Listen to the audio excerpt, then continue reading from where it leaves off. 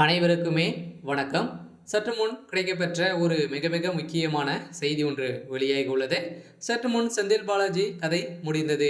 நீதிமன்றம் இறுதி தீர்ப்பு, 5 ஆண்டு சிறை தண்டனை. இது மாதிரி செய்திகள் வெளியாயிருக்கு. ஸோ இன்று சட்டப்பேரவை நடக்கும்போதே இன்று ஹைகோர்ட்டில் நேரில் ஆஜரான செந்தில் பாலாஜியோடைய வழக்கில் ஒரு முக்கிய உத்தரவு இறுதி தீர்ப்பாக தான் வழங்கியிருக்காங்க. ஸோ அதெல்லாம் செந்தில் பாலாஜி ஏற்கனவே சட்டத்துக்கு விரோதமான பண பரிமாற்ற வழக்கில் சிக்கிய சம்பவத்தினால இப்போ அமைச்சர் துரைமுருகன் அவர்களும் இப்போ சிக்கியிருக்காரு. ஸோ இதை தொடர்ந்து செந்தில் பாலாஜி ஏற்கனவே சிக்கியிருந்தார். இதில் இப்போ நீதிமன்றம் அதிரடியாக இறுதி தீர்ப்பாக தான் வழங்கியிருக்காங்க. ஸோ என்ன தீர்ப்பு வழங்கியிருக்காங்க அப்படின்னு தொடர்ந்து வீடியோவில் பார்க்கலாம். ஸோ அதுக்கு முன்னாடி நம்ம சேனலுக்கு இப்போ தான் நீங்கள் முதல் முறையாக வந்திருக்கீங்க அப்படின்னா மறக்காமல் நம்மளுடைய சேனலை சப்ஸ்கிரைப் பண்ணி சப்போர்ட் பண்ணுங்கள். ஸோ வாங்க வீடியோக்குள்ளே போகலாம். ஸோ செந்தில் பாலாஜியுடைய ஒட்டுமொத்த கதையும் முடிக்கக்கூடிய அளவுக்கு தான் இப்போ சென்னை அதிரடியாக சென்னை உயர்நீதிமன்றம் அதிரடியாக தீர்ப்பு வழங்கியிருக்காங்க. இவருடைய தீர்ப்பில் நிபந்தனை அடிப்படையில் தான் ஜாமீன் வழங்கியிருந்தாங்க இல்லையா. ஸோ இந்த ஜாமீன் அடிப்படையில் இன்று செந்தில் பாலாஜி அவர்கள் நீதிமன்றத்தில் நேரில் ஆஜராகியிருந்த நிலையில் இன்று வேலை வாங்கி தருவது ஏற்கனவே சென்னையில் அதிமுக ஆட்சி காலத்தில் போக்குவரத்துறை அமைச்சராக இருந்தார்.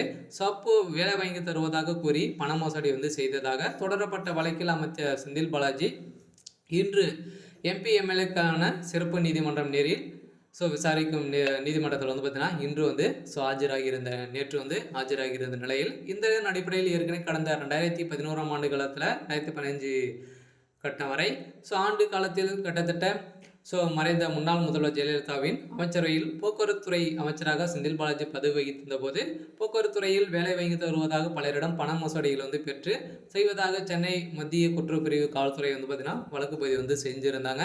ஸோ இந்த வழக்கின் அடிப்படையில் தான் சென்னை மாவட்ட ஆட்சியர் அலுவலக வளாகத்தில் உள்ள எம்பி எம்எல்ஏக்கள் மீதான வழக்குகளை விசாரிக்கும் சிறப்பு நீதிமன்றத்தில் விசாரிக்கப்பட்டு வருகின்ற நிலையில் இந்த வழக்கின் அமைச்சர் செந்தில் பாலாஜி சேர்த்து 2,500 கோடி மேற்பட்டவர்கள் மீது குற்றச்சாட்டுகள் வைத்திருக்கக்கூடிய நிலையில் தான் இப்போ முதற்கட்டமாக இந்த வழக்கில் அமைச்சர் செந்தில் பாலாஜி 150க்கும் பேருக்கு நேரில் ஆஜராகுமாறு சம்மன் அனுப்பப்பட்டிருந்த நிலையில் அதன்படியில் சென்னை மாவட்ட ஆட்சியர் அலுவலகத்தில் உள்ள எம்பி எம்எல்ஏக்கள் மீதான விசாரணைகள் நேற்று நடைபெறுது. இந்த விசாரணையின் அடிப்படையில் செந்தில் பாலாஜியுடைய ஒட்டுமொத்த கதையை முடிக்கக்கூடிய அளவிற்கு அவருக்கு 7 ஆண்டுகள் சிறை தண்டனை வழங்கணும் அப்படின்ற மாதிரி இப்போ உத்தரவிட்டு இருக்கக்கூடிய சூழ்நிலையில் தான் இப்போ ஒட்டுமொத்தமாக திமுகவே ஒழிக்கக்கூடிய சம்பவமாக தான் இப்போ நடந்திருக்கு.